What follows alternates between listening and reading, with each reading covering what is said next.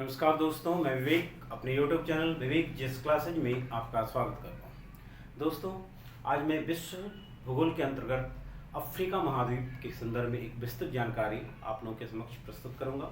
तो आइए चलते हैं अफ्रीका महाद्वीप। तो देखिए, ये मैंने एक मैप बनाया है।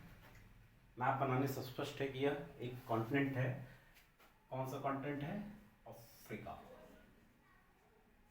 अफ्रीका यह विश्व का क्षेत्रफल में और जनसंख्या में दोनों में विश्व का दूसरा सबसे बड़ा महाद्वीप। क्या है? क्षेत्रफल और जनसंख्या दोनों में यह विश्व का दूसरा सबसे बड़ा महाद्वीप है। उल्लेखनीय है कि इस महाद्वीप को मानवीय प्रजाति का उद्भव स्थल भी माना जाता है। ऐसा माना जाता है कि मनुष्य की उत्पत्ति इसी महाद्वीप में तंजानिया की एक घाटी है, ओल्डोभाई घाटी, वहां पर हुई है। तो मानवीय प्रजाति का यह उद्गम स्थल है और यहाँ जो प्रजाति पाई जाती है उस प्रजाति का नाम है निग्रिडो। अफ्रीका महाद्वीप की जो प्रजाति है इसका नाम है निग्रिडो और ऐसा माना जाता है कि यह विश्व की सबसे विशुद्ध प्रजाति है जिसमें मिक्सअप सबसे कम हुआ है। अब आप देख रहे हैं कि इस महाद्वीप के उत्तर में एक सागर है, दक्षिण में सागर है, पूर्व में सागर है और पश्चिम में सागर है। तो इस महाद्वीप के अगर चौहद्दी के रूप में देखें तो इसके उत्तर में यह एक महाद्वीप समुद्र है जिसका नाम है भूमध्य सागर। और यह भूमध्य सागर इस महाद्वीप को यूरोप से अलग करता है। यह महाद्वीप जो है वह यूरोप से अलग करता है। तो अगर आपसे क्वेश्चन पूछा जाएगा कि अफ्रीका महाद्वीप को यूरोप से कौन सा सागर अलग करता है तो आप क्या बताएंगे? भूमध्य सागर। क्लियर है? लेकिन अगर आपसे पूछा जाए कि अफ्रीका महाद्वीप को यूरोप से कौन सी जल संधि जोड़ती है तो यह जल संधि है यह, जिसका नाम है जिब्राल्टर। इसका नाम है जिब्राल्टर, जिसके द्वारा भूमध्य सागर का यह प्रवेश मार्ग है, जिब्राल्टर जल संधि। क्लियर है? अब आप देखेंगे कि यह महाद्वीप जो है, इस महाद्वीप के पश्चिम में एक महासागर है जिसका नाम है अटलांटिक। इस महाद्वीप के पुनः दक्षिण में एक महासागर है, इस एरिया में अटलांटिक, और इधर है इंडियन ओशन, और सबसे दक्षिण का जो भाग है उसे दक्षिणी महासागर के नाम से जाना जाता है। इस महाद्वीप की क्या है? पूर्व में हिंद महासागर, और यह एक महत्वपूर्ण सागर है जिसका नाम है लाल सागर। लाल सागर बड़ा ही महत्वपूर्ण सागर है, खारे पानी का सागर है, और इस सागर के द्वारा, इस सागर पर यहां पर एक नहर का निर्माण किया गया है। इन दोनों को मिला दिया गया है। आप इस तरह समझिए, भूमध्य सागर और लाल सागर को यहां से मिला दिया गया है। तो एक नहर यहां पर बनाई गई है, इस नहर का नाम है स्वेज नहर। एक बड़ा ही महत्वपूर्ण व्यापारिक नहर है जिसके द्वारा भूमध्य सागर और लाल सागर को मिला दिया गया है। पहले क्या होता था कि जब यूरोप से किसी जहाज को भारत या ऑस्ट्रेलिया जाना होता था तो उनको क्या करना पड़ता था? पूरे अफ्रीका महाद्वीप का चक्कर लगाकर ये पहले यहाँ आते थे, केप ऑफ गुड होप, और फिर यहाँ से ऐसे निकलते हुए भारत की ओर और इधर से ऑस्ट्रेलिया को जाते थे। लेकिन जब से स्वेज नहर बन गया तो यूरोपीय जहाज आते हैं यहाँ पर, जिब्राल्टर से एंटर करते हैं भूमध्य सागर में, और भूमध्य सागर से फिर स्वेज नहर आते हैं और स्वेज नहर से लाल सागर में एंटर करते हुए ये भारत और ऑस्ट्रेलिया की ओर चले जाते हैं। तो लगभग 6000 किलोमीटर की समय की बचत हुई है ना। इसलिए इस नहर का व्यापारिक दृष्टिकोण से बड़ा ही महत्व है और इस नहर पर मिस्र का अधिकार है। यह नहर जो है 1869 में पूरा हुआ, 59 में बनना शुरू हुआ, 1869 में बनकर शुरू हुआ और 1869 में बनकर कंप्लीट हो गया यह नहर, और वर्तमान में इस नहर पर मिस्र का अधिकार है, जिसके कारण मिस्र की अर्थव्यवस्था का यह आधार भी बनता है। क्लियर है? अब आप देखेंगे कि यह जो लाल सागर है, इसी लाल सागर से अफ्रीका जो है वह एशिया से भी अलग होता है। यह हमारा जो कॉन्टिनेंट है इसका एक पार्ट है यह सऊदी अरब, एशिया का सऊदी अरब।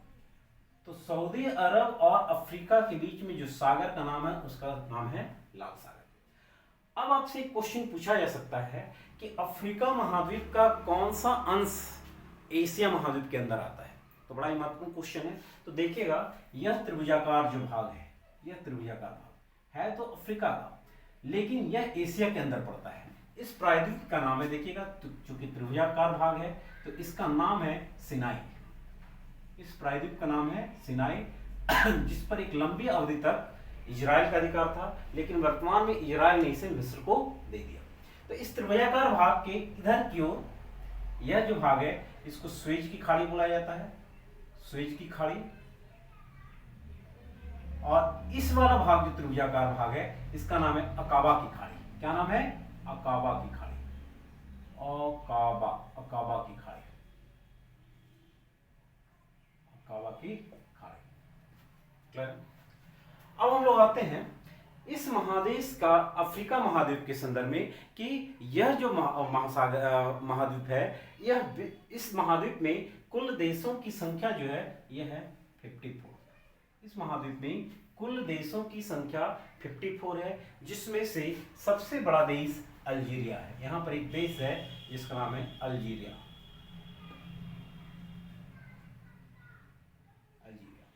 उल्लेखनीय है कि इसके पहले यहाँ पर एक देश था सूडान, जो अफ्रीका का सबसे बड़ा देश था, लेकिन चूंकि सूडान का विभाजन हो गया और सूडान से कटकर एक नया देश दक्षिणी सूडान बन गया, तो अब सूडान का आकार छोटा हो गया है और अफ्रीका का सबसे बड़ा देश जो है वह है अल्जीरिया। तो जब सबसे बड़ा देश अल्जीरिया है तो सबसे छोटा देश कौन सा है? तो इससे दो क्वेश्चन बनते हैं। यह है अफ्रीका की मुख्य भूमि। इस मुख्य भूमि पर अफ्रीका का जो सबसे छोटा देश है, यहाँ पर एक देश है जो सेनेगल से चारों ओर से घिरा हुआ है, इसका नाम है गैबोन। गैबोन अफ्रीका का सबसे छोटा देश है, लेकिन अफ्रीका की मुख्य भूमि का। लेकिन अगर पूरे अफ्रीका का पूछा जाए तो यहाँ पर एक आइलैंड है जिसका नाम है सेचालिस, जो पूरे अफ्रीका महाद्वीप का सबसे छोटा देश है। अफ्रीका महाद्वीप का सबसे बड़ा जो द्वीपीय देश है इसका नाम है मेडागास्कर। द्वीपीय राज्य है, इसका नाम है मेडागास्कर। क्या नाम है? मेडागास्कर। यह मेडागास्कर अफ्रीका से मोजाम्बिक चैनल के द्वारा अलग होता है। यहां देखिएगा, यह एक चैनल, इसका नाम है, इस चैनल का नाम है मोजाम्बिक चैनल। क्या नाम हो गया? Mozambique channel. तो अफ्रीका का मेडागास्कर जो है वह मोजाम्बिक चैनल द्वारा अफ्रीका की मुख्य भूमि से अलग होता है। अब एक क्वेश्चन बन सकता है कि अफ्रीका की सबसे बड़ी झील कौन सी है? तो अफ्रीका की सबसे बड़ी झील जो है यहां पर है, यह है विक्टोरिया झील। विक्टोरिया झील यह अफ्रीका की सबसे बड़ी झील है, जिसका क्या नाम है? विक्टोरिया झील। और इसी झील से एक महत्वपूर्ण रेखा अक्षांशीय रेखा गुजरती है जिसका नाम है 0 डिग्री की अक्षांशीय रेखा। कौन सी रेखा है? 0 डिग्री की। अगर आपसे क्वेश्चन पूछा जाए कि अफ्रीका की विक्टोरिया झील से कौन सी रेखा गुजरती है, तो आप बताएंगे 0 डिग्री की अक्षांशीय रेखा, जिसे विषुवत रेखा के नाम से भी जाना जाता है। महत्वपूर्ण क्या है, देखिएगा कि अफ्रीका विश्व का एकमात्र महाद्वीप है जिससे कर्क रेखा, मकर रेखा और विषुवत रेखा तीनों गुजरते हैं। यह है अफ्रीका के उत्तर का भाग, जिसे कर्क रेखा के नाम से जाना जाता है। यह है कर्क रेखा, 23.5 डिग्री की उत्तरी अक्षांश रेखा, नॉर्थ लैटिट्यूड। यह है कर्क रेखा, और नीचे से एक रेखा गुजर रही है जिसका नाम है मकर रेखा। इसको कहा जाता है 23.5 डिग्री साउथ मकर रेखा। यह हो गई कर्क रेखा, कर्क रेखा, और यह है मकर रेखा, मकर रेखा। क्लियर है? पुनः यह विश्व का एकमात्र महाद्वीप है जिसका विस्तार चारों गोलार्ध में, 4 गोलार्ध मतलब कितने गोलार्ध? अक्षांशीय दृष्टि से 2 गोलार्ध, उत्तरी गोलार्ध और दक्षिणी, और देशांतरीय दृष्टि से 2 गोलार्ध, पूर्वी गोलार्ध और पश्चिमी गोलार्ध। तो देखिएगा यहां से एक रेखा गुजरी है 0 डिग्री की रेखा, 0 डिग्री की रेखा, 0 डिग्री की देशांतर रेखा।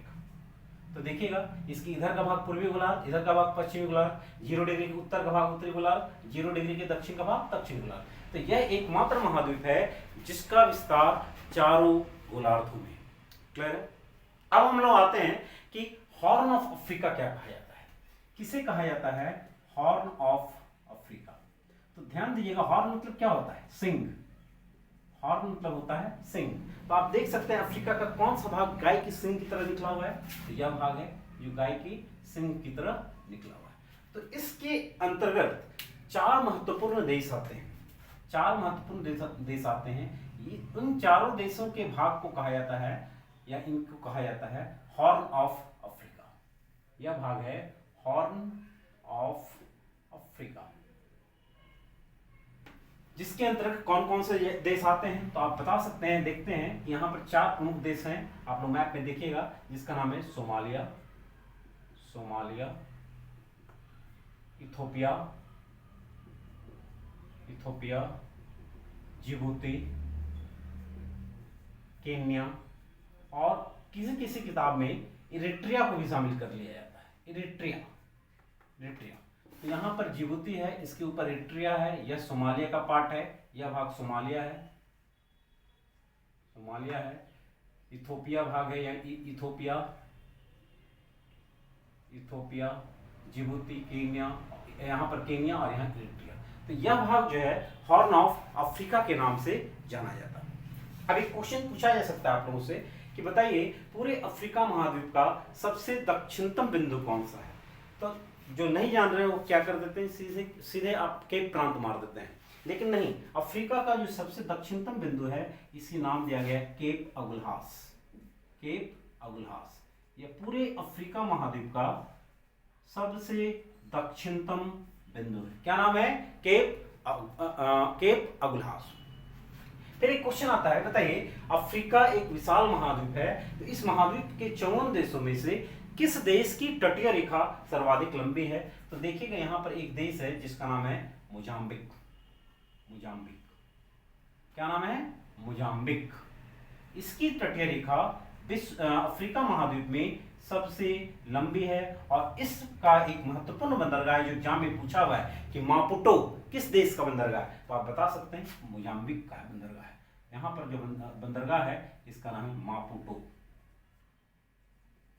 क्लियर है?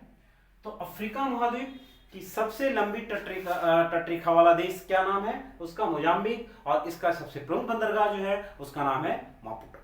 अब एक महत्वपूर्ण पार्ट आता है इसमें कि ग्रेट रिफ्ट वैली किस देश में है, महान भ्रंश घाटी। तो देखिएगा जब अफ्रीका की ओर देखेंगे तो अफ्रीका के बीचों बीच से, यहां से, इस एरिया से एक भ्रंश घाटी निकलती है,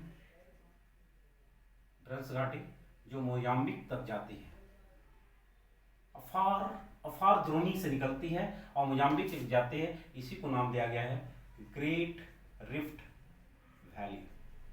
यह एक दरार घाटी है जो विश्व की सबसे बड़ी दरार घाटी है, जिसकी लंबाई लगभग 4800 किलोमीटर है।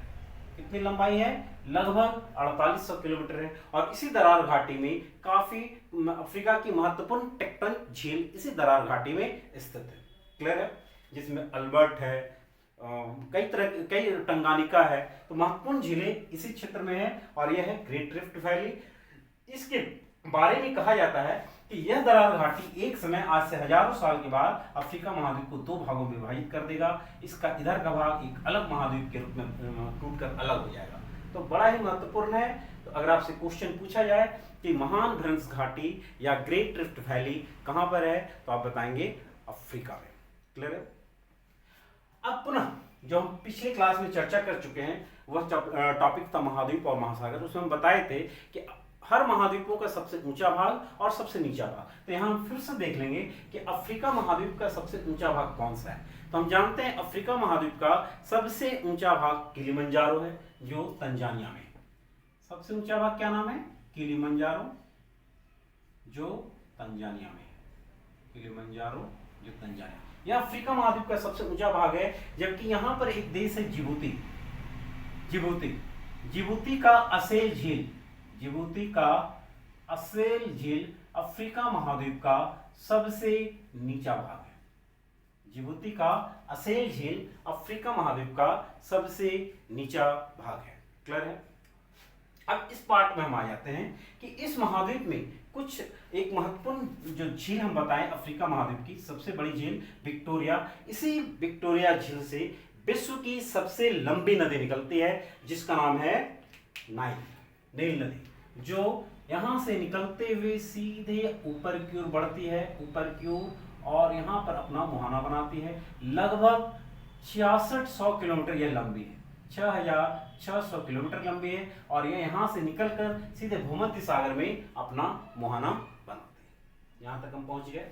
उसके बाद आप देखेंगे कि इस महाद्वीप में उत्तर पश्चिम में एक पर्वत है, उत्तर पश्चिम में एक पर्वत की स्थिति है जिसका नाम है एटलस पर्वत। इस एटलस पर्वत को 4 भागों में बांटा गया है, एटलस, एंटी एटलस, मध्य एटलस और हाई एटलस। तो यह एटलस पर्वत जो है मोरक्को और अल्जीरिया के क्षेत्र में है। मोरक्को और अल्जीरिया के क्षेत्र में जो पर्वतीय भाग है, यह एक वलित पर्वत है, इसका नाम है एटलस, एटलस पर्वत। और इसके दक्षिण में यहां पर एक महत्वपूर्ण पर्वत है जिसका नाम है ड्रेकेंसबर्ग, ड्रेकेंसबर्ग पर्वत। क्या नाम है? ड्रेकेंसबर्ग पर्वत।